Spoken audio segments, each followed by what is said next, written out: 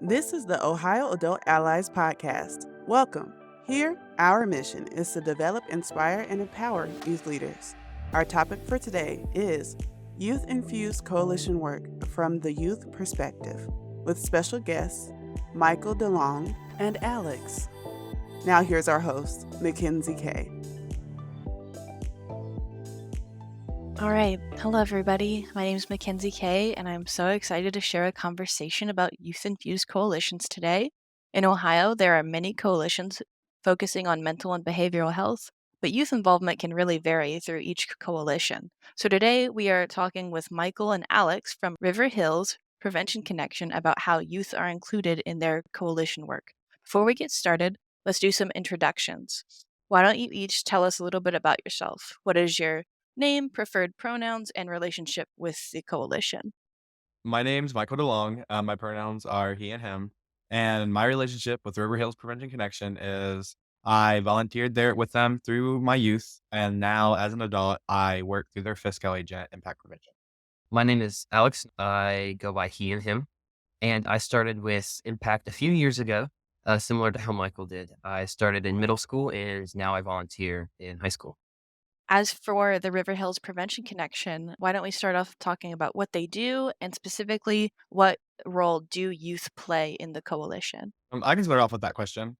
So the mission of River Hills Prevention Connection is to encourage residents to build a healthier and more connected community. Now, so we say that as residents, we mainly have subcommittees in that, and we're going towards our youth-led coalition. So we're uniting service agencies and sharing strategies with these youth to empower community students to make a healthier choice. Fantastic. Anything to add, Alex? I'm just so grateful that I get to be a part of that as the youth perspective. I think that it's really important to get those youth perspectives because we're the ones on the ground seeing the problems in our communities. So, the term we are introducing today is youth infused coalitions.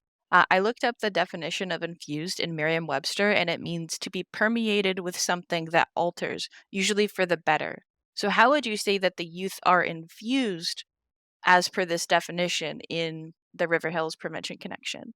I think that it offers a lot of opportunities for youth to be involved. We can work after school programs. We can meet to talk about problems we see in the schools or in the county in general.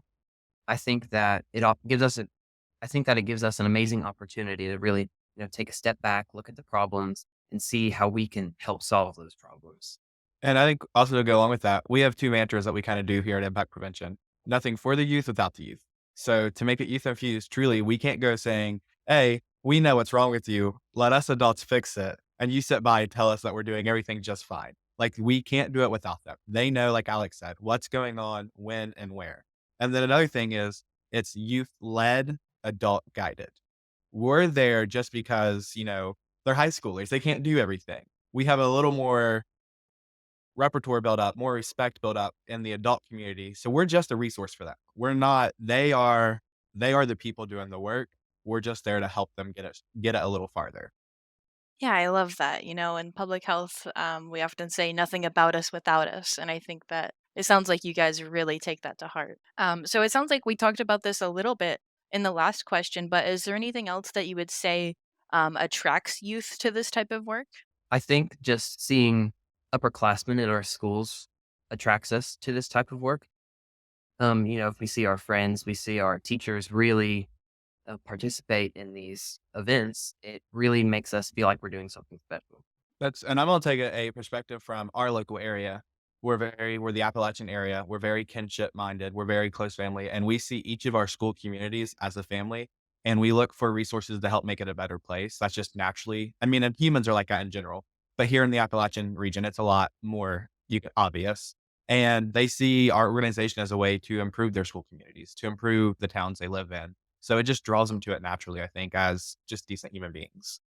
Yeah, absolutely. That community buy-in is everything. What about this type of work would you say keeps youth engaged and passionate? They've seen the upperclassmen, they've really decided, "Oh, I want to do that." Once they're in, what keeps them going? I think it's just seeing the results that that come from these events and these programs.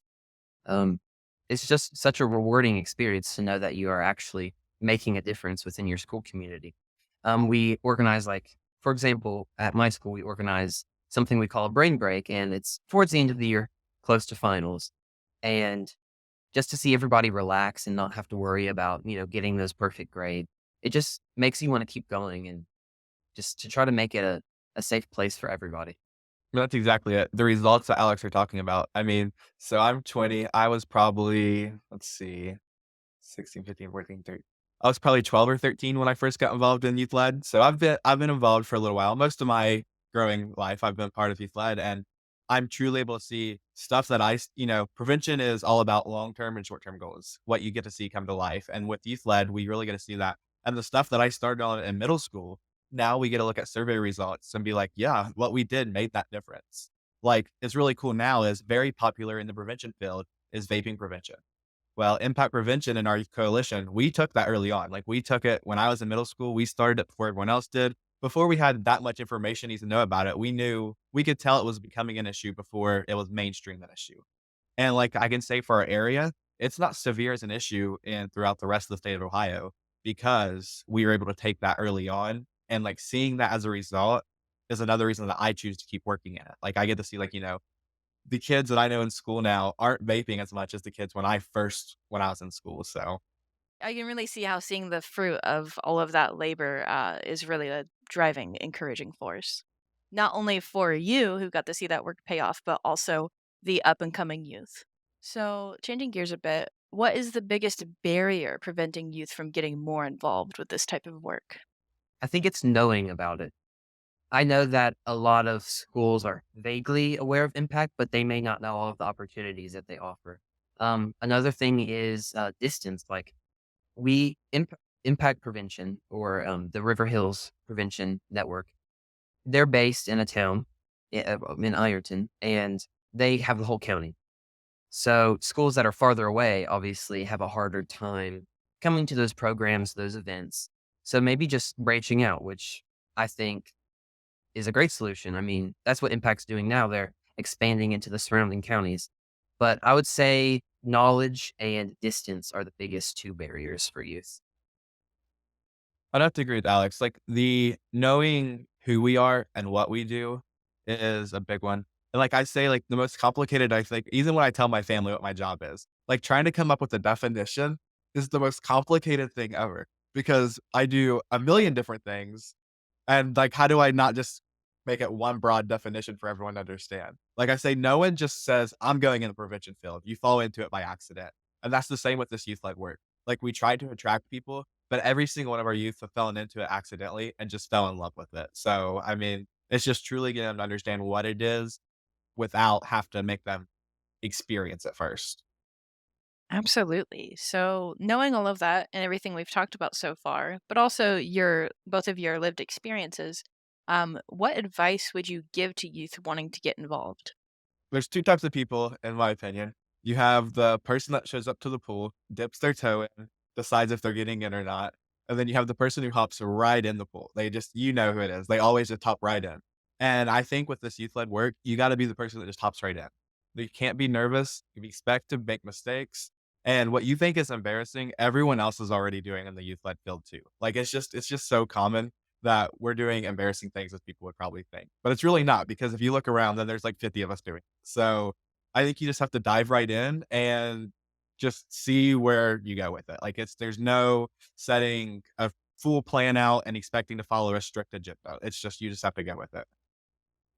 Yeah, I would agree with Michael. I would just say, just do it. There's a place for everybody in youth led.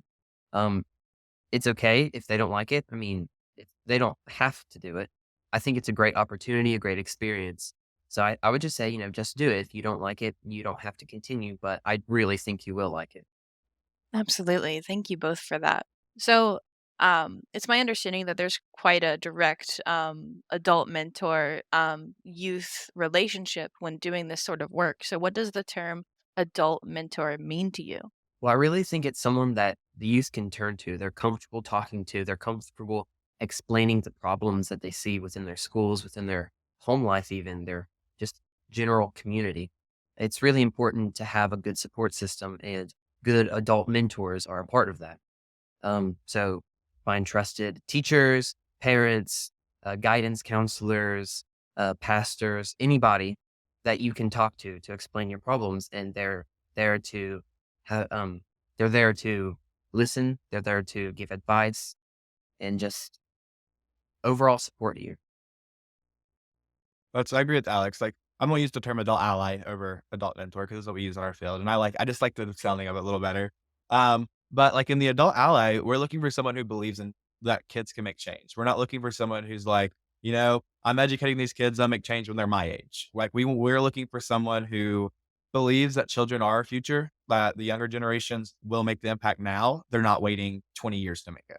And that's just it. And when they're like that, they become trustworthy. They become open, they become your more of a Robin, while the kids are the Batman. That's Yeah, and I really like that language shift to adult ally. It sounds like you're really breaking down that like I think there's like an intrinsic power dynamic between Mhm. adults and youth, but you're really breaking that down and saying, no, we want to hear what you want to do here.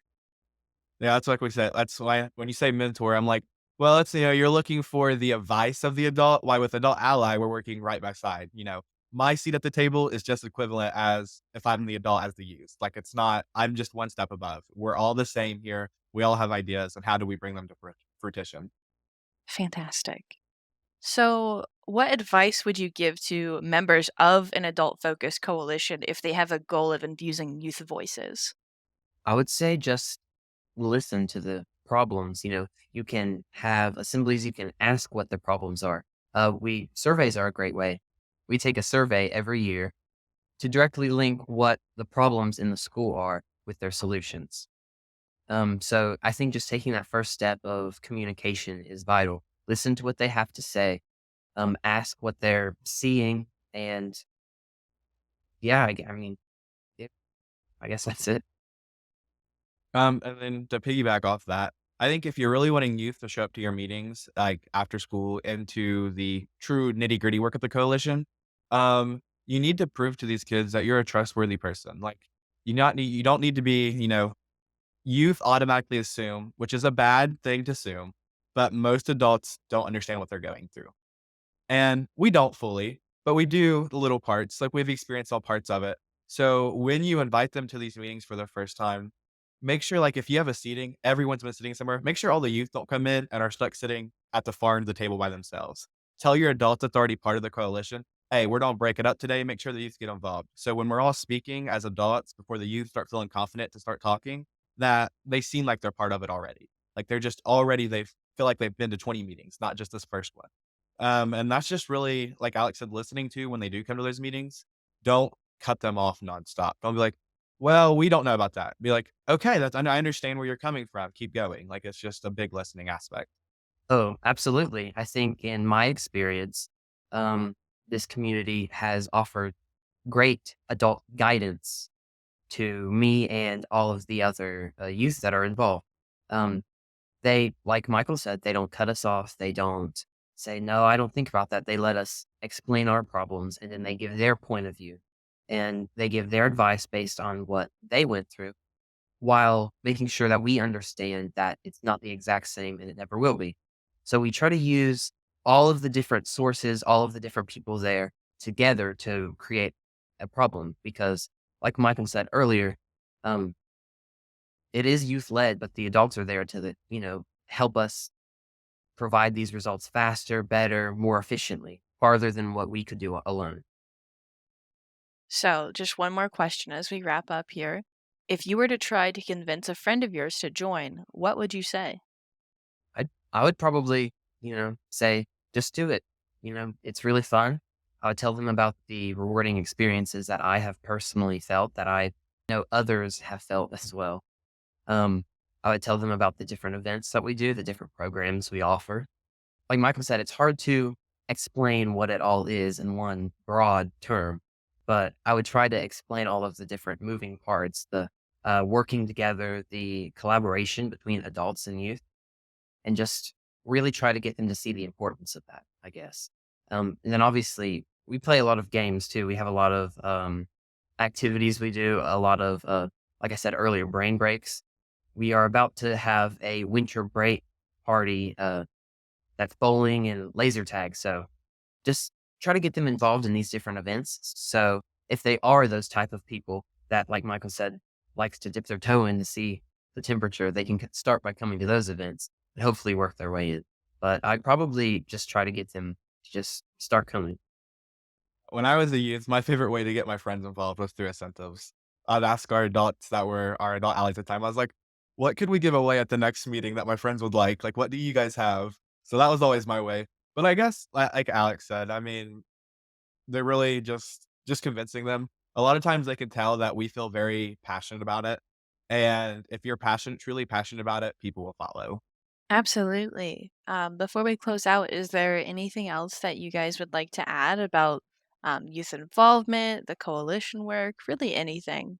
I think it's just very important for to go off of the youth coalition to getting, if they're adult coalition to getting youth involved, is you have to listen. Like that's my biggest point I want to drive being part of this is as an adult, you cannot ever immediately tell a kid no to their ideas. You have to have very well explanation and you have to be like, this is why it's not going to work step by step. If you immediately just tell them no with no explanation in your coalition, you have lost your youth aspect. And I would just say, be open to the youth led coalition in general. I know I've heard of some schools or some adults that are kind of a little skeptical of the youth led perspective of this kind of work. So I would just I would say, keep an open mind, I guess. You know, we're people too, and we have opinions, we have experiences, and we have ideas that we'd like adults to listen to. And I think with adults that are worried will be so amazed by the things that their students can do. Like, because youth led truly is a place for everyone. So you have those kids who normally are not your leaders in the school, who will turn out to be some of the biggest rock stars in youth led ever. Because it's what they needed. It's what they needed to put them on a path of positive and good fortune. Like it's so you just really, like Alex said, be open and you will be amazed so much. Thank you both so much, Alex and Michael, for having this conversation with me today and allowing our viewers a peek into the things you've learned. As for our viewers, if you would like to check out more about Ohio Adult Allies, please go to ohioadultallies.com or check out the YouTube page under Ohio Adult Allies. Thank you. We would like to say thank you to our special guests. For more information about their organizations, feel free to use the information on the screen or below in the description. Thank you to our listeners. This has been the Ohio Adult Allies podcast. For more episodes, you can find us on Spotify, iTunes, Google Play, YouTube, and more. You can also find our episodes and more information about us on our website, ohioadultallies.com. And again, thank you.